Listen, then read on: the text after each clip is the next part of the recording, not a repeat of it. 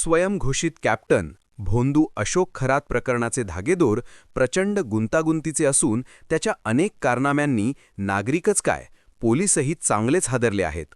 अनेक महिलांचे लैंगिक शोषण, फसवाफसवी, पैसे लुबाडणे अशी अनेक काळी कृत्ये त्याने केली असून त्याच्या विरोधात 15 गुन्हे दाखल झाले आहेत। तुरुंगाच्या गजाआड असलेल्या खरातीची एसआयटीकडून रोजच्या रोज चौकशी होत असते आणि त्यात नवनवी धक्कादायक माहिती देखील उघड होते। दरम्यान याच भोंदू खरात प्रकरणात आता एक नवा ट्विस्ट आला आहे। सुनेत्रा पवार यांच्या जीवाला रुपाली चाकणकरांकडून धोका? राज्याच्या उपमुख्यमंत्री सुनेत्रा पवार यांच्या जीवाला रुपाली चाकणकर यांच्याकडून धोका असल्याची तक्रार करण्यात आली आहे। सूत्रांनी दिलेल्या माहितीनुसार बीडमधील एका व्यक्तीकडून एसआयटीकडे ही तक्रार करण्यात आली आहे। ही तक्रार भोंदू खरात प्रकरणाशी संबंधित असल्याचा दावा करण्यात आला आहे। एसआयटीकडून या तक्रारीची पडताळणी होण्याची शक्यता आहे। कोणीतरी खोडसाळपणे ही तक्रार केल्याचा संशय असून सत्य काय ते शोधून काढण्यासाठी या तक्रारीत खरंच किती तथ्य आहे याची एसआयटीकडून पडताळणी करण्यात येणार आहे। चाकणकर आल्या होत्या अडचणीत। राष्ट्रवादी काँग्रेसच्या महिला प्रदेशाध्यक्ष तसेच राज्य महिला आयोगाच्या अध्यक्ष असलेल्या रुपाली चाकणकर यांचे नाव अशोक खरात प्रकरणात पुढे आले होते। तो त्यांचा गुरु होता। खरातसोबतचे चाकणकरांचे अनेक फोटोही समोर आले होते। एवढंच नव्हे तर अशोक खरातच्या ट्रस्टवर रुपाली चाकणकर या ट्रस्टी होत्या अशी माहिती देखील उघड झाली होती। अशोक खरात प्रकरण समोर आल्यानंतर रुपाली चाकणकर यांचे काही फोटो आणि व्हिडिओ सोशल मीडियावर व्हायरल झाले होते। यात त्या अशोक खरातची पाद्यपूजा करत असल्याचे दिसत होते। त्यामुळे त्यांच्यावर टीका करण्यात येत होती। त्यामुळे त्यांनी राज्य महिला आयोगाच्या अध्यक्षपदाचा राजीनामा द्यावा लागला होता। नंतरही त्यांच्यावर टीका सुरूच असल्यामुळे अखेर त्यांनी राष्ट्रवादीच्या महिला प्रदेशाध्यक्षपदाचाही राजीनामा दिला होता। खरात प्रकरणी ईडीकडून कारवाई। दरम्यान भोंदू अशोक खरात प्रकरणी ईडीकडून कारवाई करण्यात आली आहे। भोंदू अशोक खरातची 3 खाती ईडीकडून सील करण्यात आली आहेत। तसेच अशोक खरातची फरार असलेली पत्नी कल्पना खरात हिचे एक बँक खाते देखील ईडीने सील केलं आहे। या बँक खात्यांमधील गेल्या 3 वर्षापासूनच्या व्यवहारांची ईडीकडून पडताळणी करण्यात आली। एसआयटी सोबतच ईडीकडून देखील भोंदू खरात भोवतीचा फास आवळला जाणार आहे। या प्रकरणातील प्रत्येक धागा आता एका मोठ्या कटाकडे अंगुली निर्देश करत आहे। अशोक खरात हा केवळ एक भोंदू बाबा नसून त्याच्या मागे एक मोठे रॅकेट सक्रिय असल्याचे बोलले जात आहे। ज्या प्रकारे त्याने राजकीय वर्तुळातील बड्या नेत्यांशी जवळीक साधली होती त्यावरून अनेक प्रश्न उपस्थित होत आहेत। सुनेत्रा पवार यांच्या संदर्भात आलेली तक्रार ही राजकीय वर्तुळात मोठी खळबळ उडवून देणारी ठरली आहे। बीडमधून आलेल्या या तक्रारीने तपासाची चक्रे वेगवान झाली आहेत। जरी ही तक्रार खोडसाळपणाची वाटत असली तरी पोलीस कोणतीही जोखीम पत्करायला तयार नाहीत। रुपाली चाकणकर यांची या प्रकरणातील भूमिका सुरुवातीपासूनच वादाच्या भोवऱ्यात राहिली आहे। खरातच्या ट्रस्टवर त्यांचे नाव असणे आणि त्यांचे फोटो व्हायरल होणे यामुळे त्यांच्या राजकीय कारकिर्दीला मोठा धक्का बसला आहे। आता त्यातच थेट उपमुख्यमंत्री सुनेत्रा पवार यांच्या जीवाला धोका असल्याचा आरोप झाल्याने प्रकरण अधिक गंभीर झाले आहे। ईडीच्या एंट्रीमुळे आता यातील आर्थिक गैरव्यवहारांची बाजू स्पष्ट होणार आहे। कोट्यावधी रुपयांची उलाढाल या भोंदू बाबाने कशी केली? या पैशांचा विनियोग कुठे झाला? कोणाकोणाला यातून आर्थिक लाभ मिळाला? या सर्व प्रश्नांची उत्तरे आता ईडीच्या तपासातून बाहेर येतील। जप्त करण्यात आलेल्या बँक खात्यांमधून मिळालेली माहिती धक्कादायक असण्याची शक्यता आहे। खरातची पत्नी कल्पना खरात अद्याप फरार आहे। तिचा शोध लागल्यास अनेक गुपिते उघड होऊ शकतात। एसआयटीने आत्तापर्यंत केलेल्या चौकशीत खरातने अनेक महिलांना आपल्या जाळ्यात कसे ओढले याची सविस्तर माहिती मिळवली आहे। संमोहनाचा वापर करून किंवा भीती घालून तो महिलांचे शोषण करत असे। या प्रकरणातील पीडितांनी पुढे येऊन दिलेल्या साक्षीमुळे खरातचे पाय अधिकच खोलवर अडकले आहेत। रुपाली चाकणकर यांनी राजीनामा दिला असला तरी त्यांच्यावर होणारे आरोप थांबण्याचे नाव घेत नाहीत। या नवीन तक्रारीमुळे त्यांच्या अडचणीत आणखी वाढ होण्याची शक्यता नाकारता येत नाही। राज्याच्या राजकारणात या प्रकरणाचे पडसाद उमटत असून सत्ताधारी आणि विरोधक एकमेकांवर आरोप प्रत्यारोप करत आहेत। गुन्हेगारी आणि राजकारण यांचे हे साटेलोटे जनतेसमोर उघडे पडत आहे। खरातच्या अटकेनंतर अनेक दिवसांपासून तो पोलिसांना गुंगारा देण्याचा प्रयत्न करत होता, परंतु तांत्रिक पुराव्यांच्या आधारे त्याला जेरबंद करण्यात यश आले आहे। आता त्याच्या मालमत्तेवर टाच आणण्याची प्रक्रिया सुरू झाली आहे। ज्या लोकांनी त्याला मदत केली किंवा ज्यांच्या आशीर्वादाने त्याने हे साम्राज्य उभे केले त्या सर्वांची चौकशी होणे गरजेचे आहे। सुनेत्रा पवार यांच्या सुरक्षिततेबाबत पोलीस प्रशासन आता अधिक सतर्क झाले आहे।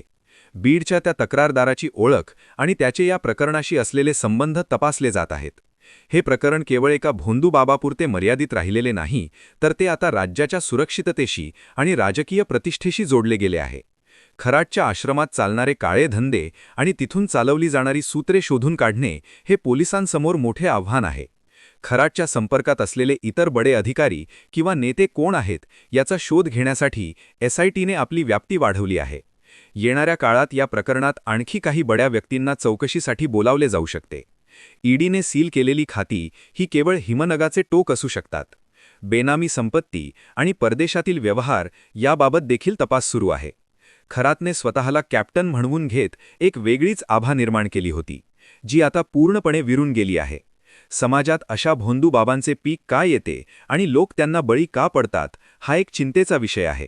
रुपाली चाकणकर यांनी यापूर्वी खरातची पाठराखण केली होती का, याचीही चर्चा आता रंगत आहे.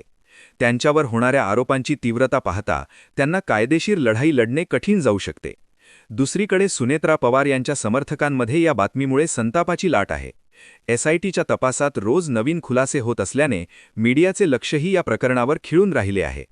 प्रत्येक वळणावर नवा ट्विस्ट येत असल्याने हे प्रकरण एखाद्या थ्रिलर सिनेमासारखे वाटू लागले आहे.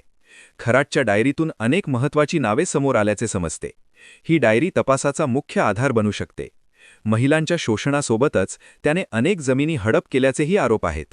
खंडणी आणि धमकी देऊन त्याने आपले वर्चस्व निर्माण केले होते.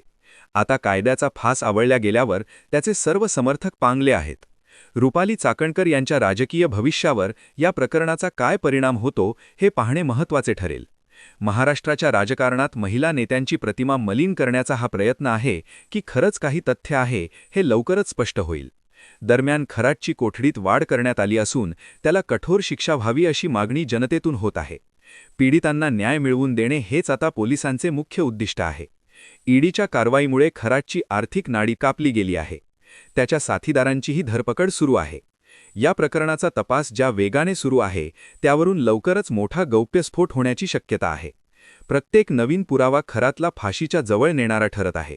सुनेत्रा पवार यांच्या जीवाला असलेला धोका हा खरोखरच आहे की केवळ तपासाची दिशा भरकटवण्यासाठी रचलेला हा कावा आहे, याचा छडा SIT नक्कीच लावेल.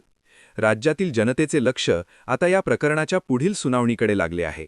खरातचे हे प्रकरण महाराष्ट्राच्या इतिहासातील सर्वात मोठ्या भोंदूगिरीच्या प्रकरणांपैकी एक मानले जात आहे.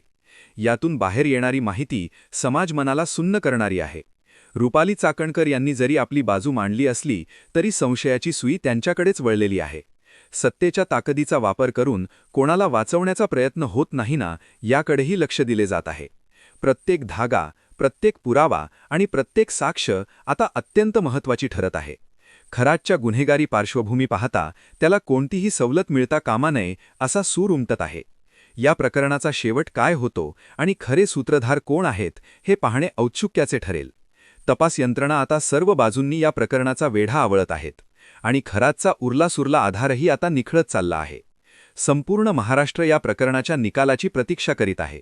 भोंदूगिरीचा हा बाजार आता कायमचा बंद झाला पाहिजे, हीच भावना सर्वसामान्यांची आहे.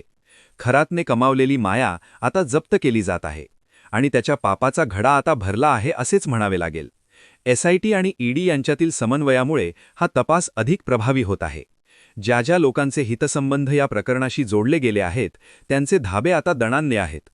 कोणाचेही नाव पुढे आले तरी कायद्यासमोर सर्व समान आहेत, हेच या तपासातून सिद्ध व्हायला हवे. सुनेत्रा पवार यांच्या सुरक्षिततेबाबत पोलीस प्रशासन आता अधिक सतर्क झाले आहे. बीडच्या त्या तक्रारदाराची ओळख आणि त्याचे या प्रकरणाशी असलेले संबंध तपासले जात आहेत. हे प्रकरण केवळ एका भोंदू बाबापुरते मर्यादित राहिलेले नाही, तर ते आता राज्याच्या सुरक्षिततेशी आणि राजकीय प्रतिष्ठेशी जोडले गेले आहे. खरातच्या आश्रमात चालणारे काळे धंदे आणि तिथून चालवली जाणारी सूत्रे शोधून काढणे हे पोलिसांसमोर मोठे आव्हान आहे. खरातच्या संपर्कात असलेले इतर बडे अधिकारी किंवा नेते कोण आहेत याचा शोध घेण्यासाठी SITने आपली व्याप्ती वाढवली आहे. येणाऱ्या काळात या प्रकरणात आणखी काही बड्या व्यक्तींना चौकशीसाठी बोलावले जाऊ शकते. ईडीने सील केलेली खाती ही केवळ हिमनगाचे टोक असू शकतात. बेनामी संपत्ती आणि परदेशातील व्यवहार याबाबत देखील तपास सुरू आहे. खरातने स्वतःला कॅप्टन म्हणवून घेत एक वेगळीच आभा निर्माण केली होती, जी आता पूर्णपणे विरून गेली आहे. समाजात अशा भोंदूबाबांचे पीक का येते आणि लोक त्यांना बळी का पडतात, हा एक चिंतेचा विषय आहे. रुपाली चाकणकर यांनी यापूर्वी खरातची पाठराखण केली होती का, याचीही चर्चा आता रंगत आहे. त्यांच्यावर होणाऱ्या आरोपांची तीव्रता पाहता त्यांना कायदेशीर लढाई लढणे कठीण जाऊ शकते. दुसरीकडे सुनेत्रा पवार याच्या समर्थकांमध्ये या बातमीमुळे संतापाची लाट आहे. एसआयटीच्या तपासात रोज नवीन खुलासे होत असल्याने मीडियाचे लक्षही या प्रकरणावर खिळून राहिले आहे. प्रत्येक वळणावर नवा ट्विस्ट येत असल्याने हे प्रकरण एखाद्या थ्रिलर सिनेमासारखे वाटू लागले आहे. खरातच्या डायरीतून अनेक महत्त्वाची नावे समोर आल्याचे समजते. ही डायरी तपासाचा मुख्य आधार बनू शकते. महिलांच्या शोषणासोबतच त्याने अनेक जमिनी हडप केल्याचेही आरोप आहेत. खंडणी आणि धमकी देऊन त्याने आपले वर्चस्व निर्माण केले होते. आता कायद्याचा फास आवळल्या गेल्यावर त्याचे सर्व समर्थक पांगले आहेत. रुपाली चाकणकर यांच्या राजकीय भविष्यावर या प्रकरणाचा काय परिणाम होतो हे पाहणे महत्त्वाचे ठरेल.